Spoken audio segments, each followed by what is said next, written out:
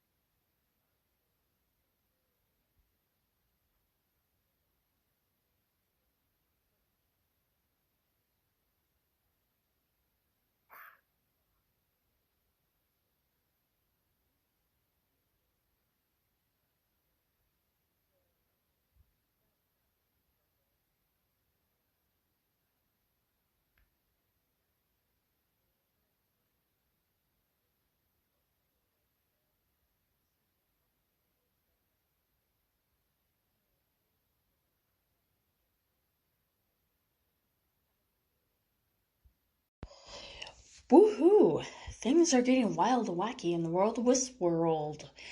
That was surprisingly harder to say than it sounds. So, anyway, hi, I am Sarah from the Quiet Slutty Breakfast podcast, and today we will be discussing season 2, episode 7, Les Ecorches. I'm really bad at French. Nearly said Spanish, but that's French. Had a really bad French teacher who I'm pretty sure was a drunk, and she hated me. So there's that. So anyway, Les Ecorches is a depiction of the human form, like a painting and a statue, without skin to show the musculature. So basically the innards, which is imagery we've seen all over the show. So, interesting. So, see, where do I even begin? Because there's like so much tragedy in this episode. Seeing Maeve reunite with her daughter only to have her taken away by the Ghost Nation, who like may or may not have good intentions. I want to believe, but the show is making it really difficult for me to believe anybody doing anything. So yeah, maybe he's been shot out of heck. He's been shot like 7 times. I'm seriously wondering if he's a host, because I don't care how tough-minded you are, you should not be able to withstand that many bullets. Lawrence is dead. Angela is dead. She wasn't wearing her crowny thing, so no idea what was going on with that. That has not been explained. I hope that it will be, because that was just very strange.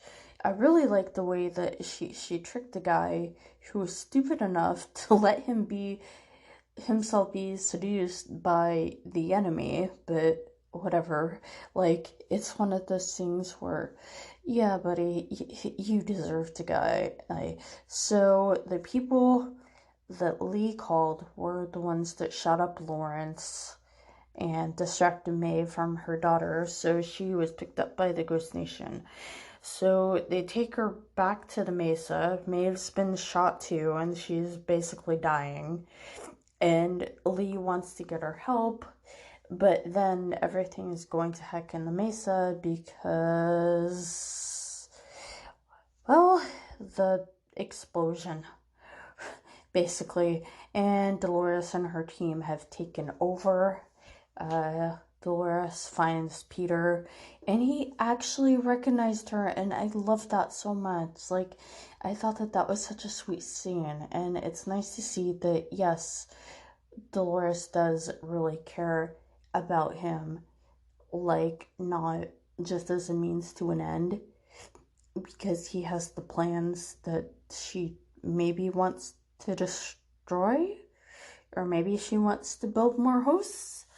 I don't know, but the coolest surprise, in my opinion, was that Ford is now hitching a ride in Bernard's consciousness. That's not something I saw coming, and I find it absolutely delightful. I'm so happy that Anthony Hopkins is on board again. It's really great to see him. So the Soldier Boys with Lee, I'm calling them Soldier Boys mockingly. I have no idea like what gender they were, but so here we are. I'm not in the bathroom. This is nice. So Armistice and Felix and Sylvester and the Doppelbots are not with Lee, which I thought was very interesting. So maybe we'll get more with them, like what happened to them. So another thing I noticed that I thought was kind of strange was the way Charlotte treated Bernard. If you compare it to the way she treated Peter, she treated Peter like an object, like a means to an end, even though he had some like very fragile information. She treated Bernard pretty kindly. Like, I mean, she didn't seem to want to hurt him. And I'm wondering what happened between when we saw her be threatened by Dolores and leaves with Stubby, that's Stubbs, obviously, and what happened to when she met up with Bernard, because her behavior seemed very, very out of character with what we've been shown. So I thought that was pretty interesting. So another thing I want to talk about is the fact that there are apparently multiple Bernards. In the beginning, Stubby and Bernard, or Bernardold, as I think I'm going to call him, because something else that comes up, which is very interesting and I'm very happy about. So they're going to leave, and Strand catches them, and he's like, nope, you're coming with me. And they go to the house where Bernard murdered Teresa. And apparently her DNA was left there. And I'm just baffled by this. Like, Ford must have wanted them to see this, right? Like, because otherwise, why wouldn't he have Bernard clean up the DNA after killing her? I mean, they took pains to dump the body. Why not clean up the mess unless, like, he wanted it to be seen? So there's, like, a secret hallway behind a bookshelf. And the funniest thing about this is that the guy opens it. He's like, hey, Strand, look at this or something.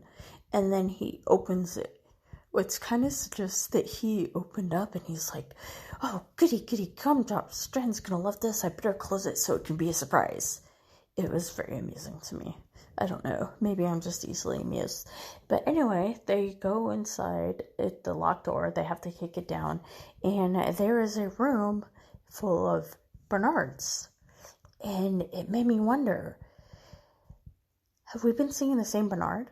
Or, like, every time we see him, is it a different Bernard? Like, I mean, obviously it's been the same Bernard at the Mesa. Because I don't think that there could be another, but, like, is it like Battlestar where there are many copies and, like, there's just, like, a bunch of Bernards wandering around, and that's why the time seems so weird? Huh. That's something to definitely think about. So, who are we pouring one out for? So we have Angela's gone, Clementine's gone, Lawrence is gone, and Peter Abernathy are gone. So, thanks for your service, Robot Pals. You will be greatly missed. Another thing I want to talk about, which was really weird, was, Ford's God complex. I mean, he's always had one, but this one is like, it was so much. It was really weird. Like, I can't help but thinking that there must be deeper meaning there. I mean, come on. It just, like, the whole thing, oh, I don't think God rested. I think, and he pondered about his creations that would destroy each other. It's like, oh, okay, dude. Whatever. Ugh. And the torture, and that's the weird thing about Charlotte. Sorry, I keep on remembering, like, things, and it's like, and another thing. They have all these methods of virtual torture programmed for the horses. The horses. The hosts. Maybe the horses. Are the horses hosts? Do they have real... No, they wouldn't have real animals. That wouldn't make any sense. No, because they showed a robot dog, so all the animals are hosts too. So, where are they? Like, because you've seen a dog, you've seen a wolf, and you saw the elephant, and then you saw the other dog, but I don't think that was the same dog. Was that Ford's dog in the first season? The one that died because Arnold told young Robert to kill it? I don't know. I'm so confused right now. The show, I swear, the show is melting on my brain. By the time I'm done with this, I will have no functioning brain cells.